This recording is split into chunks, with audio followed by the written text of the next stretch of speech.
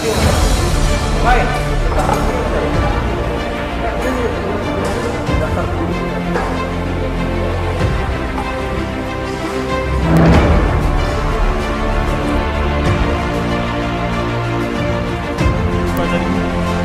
kita bukti yang diserahkan ada 40 ya. Cuman kita tadi untuk yang dari pihak termohon itu seluruh berita acara tadi kenapa defending yang dibuktikan halaman depan dengan halaman terakhir.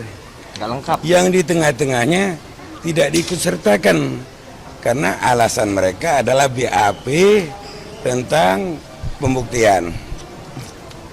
Jadi Ditolak hakim. akhirnya kita keberatan ditolak hakim karena BAP ahli maupun BAP saksi-saksi keterangan aslinya itu di dalam tidak diikutsertakan. Jadi defending.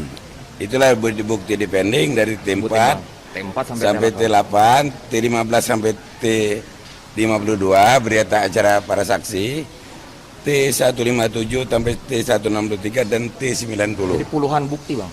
Iya, Ada jadi puluhan itu. T57 sampai 63. 15 sampai 52. Banyak sekali ini BAP yang di pending. T4 sampai T8. Apa sebab di pending? Dia membuktikan halaman depan dan halaman terakhir. BAP tengah-tengahnya tidak disertakan. Begitu. Kan ada surat keterangan puskesmas yang nggak ditandatangani. Nah, kemudian ada lagi dokumen-dokumen dari puskesmas, dari pendapat etimologi segala macam tadi tidak jelas di produk dari mana dan tidak ada yang bertanda tangan. Kita juga keberatan dari depending itu. Nah, kalau dari pemohon apa yang diserahkan? Dari termohon adalah BAP Pemohon, dari ya. kita, Bang. Dari pemohon. Ya. Kalau dari pemohon buktinya ada daftar buktinya. Kita kasihkan aja ini. Berapa lembar, Bang? Jadinya 40 bukti dari kita. Kasihkan aja Ada kalian. surat izin ini nggak, Bang? Surat izin membuat acara pernikahan itu. Ada semua. Ada semua. Itulah daftarnya ya. 40 itu meliputi antara lain abang dulu ya.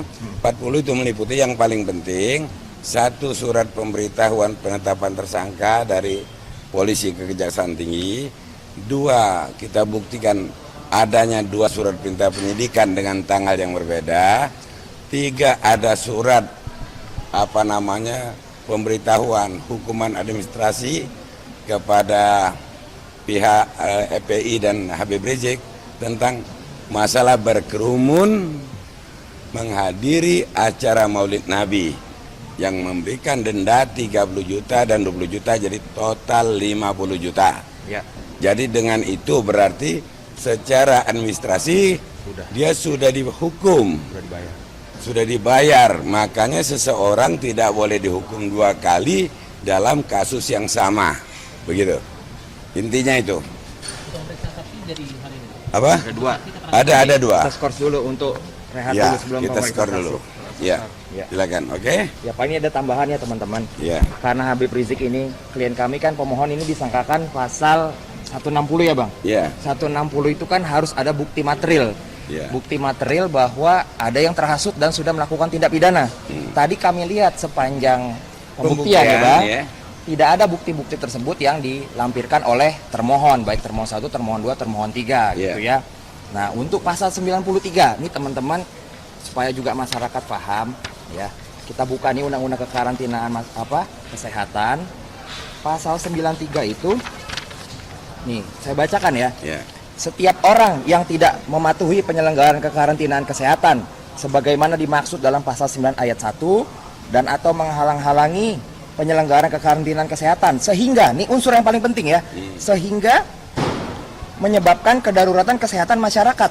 Nah, jadi harus ada bukti bahwa telah terjadi kedaruratan kesehatan masyarakat. Di masyarakat. Nah, Itu. siapa yang ini produk yang siapa yang harus mengeluarkan nih? Nah, pertanyaannya produk siapa? Kedaruratan kesehatan masyarakat ini yang menetapkan. Nah, di sini ada di pasal 10 ya. Ada di pasal 10 Undang-Undang Kekarantinaan Kesehatan. Bacakan. Coba saya bacakan ya. Pasal 10 ayat 1. Pemerintah pusat menetapkan ya dan mencabut kedaruratan kesehatan masyarakat. Pemerintah pusat. Ya, pemerintah pusat. Apakah ada ya pemerintah pusat menetapkan kedaruratan kesehatan masyarakat Di yang jelas Petamburan. ya, yang jelas karena akibat dari kerumunan di Petamburan, ada Iya. tidak? Nah, kan tidak ada. Nah, Gitu. jadi mutlak bukti ini harus ada ya. Jadi kami optimis sampai sekarang ya Bang. Iya. Mudah-mudahan Allah kabulkan ya, bukannya kami mendahului. Mudah-mudahan Allah kabulkan, ini pra peradilan kami diterima insya Allah. Ya. Amin. Jadi Ya. dari pasal 93 itu tidak ada pembuktian tentang penetapan bahwa di sana terjadi kedaruratan kesehatan Ya, yang sudah ditetapkan pemerintah. yang pusat. sudah ditetapkan pemerintah pusat, apalagi khusus di Petamburan. Ya. Nah, itu yang dimaksud. Khusus, bukan umum ya. Ya khusus kan wilayah yang kita disangkakan di rumah Habib Rizik dan airport Bandara Soekarno-Hatta. Oke. Petamburan 3. Kemudian setelah kita lihat dari bukti yang diajukan oleh termohon, dari bukti T1 sampai dengan bukti 110 ini, dari bukti T1 dari termohon sampai bukti 110 bukti, tidak ada satupun bukti bahwa sudah ada orang yang dinyatakan tersangka atau divonis pidana karena terhasut oleh Habib Rizik. Tidak ada satupun tentang sangkaan pasal 160. Ya, tentang pasal 93 tadi seperti yang dijelaskan oleh teman kami tadi, bahwa tidak ada penetapan dari pemerintah bahwa di Petamburan darurat kesehatan. Apabila tidak ada itu pasal 93 tidak bisa dibuktikan. Nah, tidak bisa disangkakan. Ternyata dalam bukti ini Ada itu. dari bukti T1 sampai 110 tidak ada penetapan itu. Nah, itu. Maksudnya penjelasan lagi untuk saksi yang akan dihadirkan dengan keterangan. Saksi fakta 2 orang dulu, mereka hadir di acara Maulid Nabi dan hadir di acara pernikahan tanpa diundang. Memang tergerak. Dan dialah yang ikut berkerumun. Jadi masyarakat itu sendiri yang ikut berkerumun, kita hadirkan jadi saksi. Maksudnya kan ini yang jadi masalah kan soal menurut versi dari penyidik dilarang berkerumun. Nah, orang berkerumun ini kita hadirkan jadi saksi.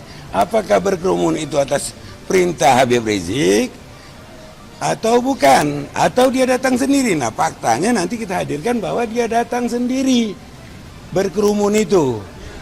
Itu intinya. Tanpa diundang, oke? Kita skor dulu, oke? Cukup ya. Terima kasih teman-teman ya. Oke, Assalamualaikum. teman-teman ya.